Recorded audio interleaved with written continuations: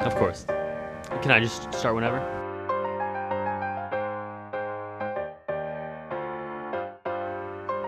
Hi, I'm Graham Glasheen, and I'm a senior at Wolfson High School.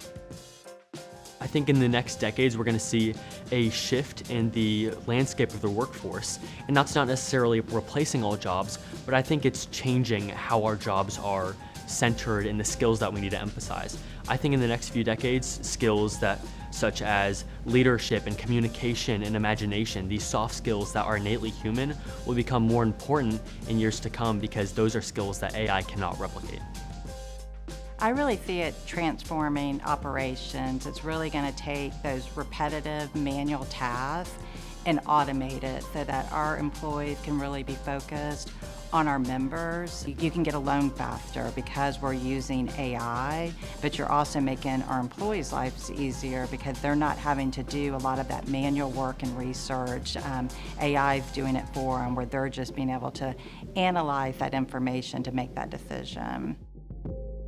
And I've been a software engineer for over 2 decades as a business owner and as an employee. The things that we used to probably take years to do and develop with multiple developers and business analysts, we're at a point now where AI is able to generate that code, it's able to test applications, it's able to create documentation. So it's been a dramatic change and shift in terms of how we do our work in the tech space. Within behavioral health, there's a lot of great work being done trying to figure out how do we marry together the human component and the AI component to really meet the need of the patient. Are there ways to pull information across maybe a primary care provider, a gynecologist, whoever these providers are there common words or there common themes in what the patient's saying that might clue them into onset of depression, anxiety, something like that they need to intervene with? So in healthcare in general, is there a way that we use this technology to follow our patterns and our routines of things so that we can focus more on the patient?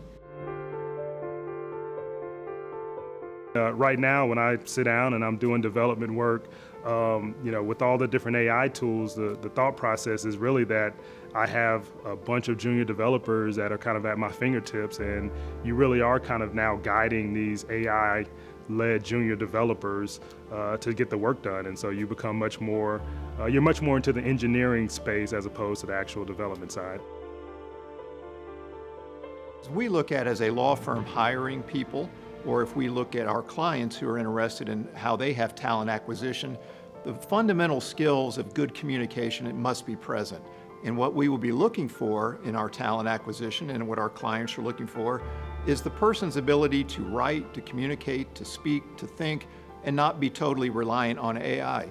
AI can be a tool, but they still must have that fundamental skill to communicate, both written and orally.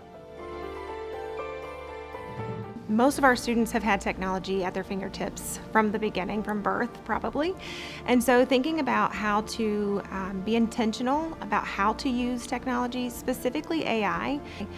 We talk to teachers about the workflow. That might be a human starting with some content and then allowing the AI to modify or improve or enhance that information they're working with. Or perhaps they ask AI to begin that information. Maybe they're stuck staring at a blank page and they need something to help them to get started. And so if they start with AI, then they should be the last ones to look at it, review it, check for accuracy, validate the information, and most importantly, put their personal touch on that. A great thing about AI is its ability to kind of personalize your studying. For example, you may ask ChatGPT or another large language model a question and get the answer back, and then a week later or a month later, you can ask an entirely new question and they'll be able to give you a personalized answer based on what they already know about you. I think what AI is going to do is it's a tool that can be used in education. Obviously a very important tool that is going to be prevalent, it is going to be existing, so we need to learn to use it, but it can't displace the fundamentals of education. The person still needs to develop those innate skills that education provides and not be totally reliant on AI. This is going to be challenging times, but I think the more that we hold on to the past, the more difficult it will be to really take advantage of what's coming. And I think if we just lean into what is, again, inevitably coming down the pipe in terms of technology, I think we can get ahead of it and make good use of it.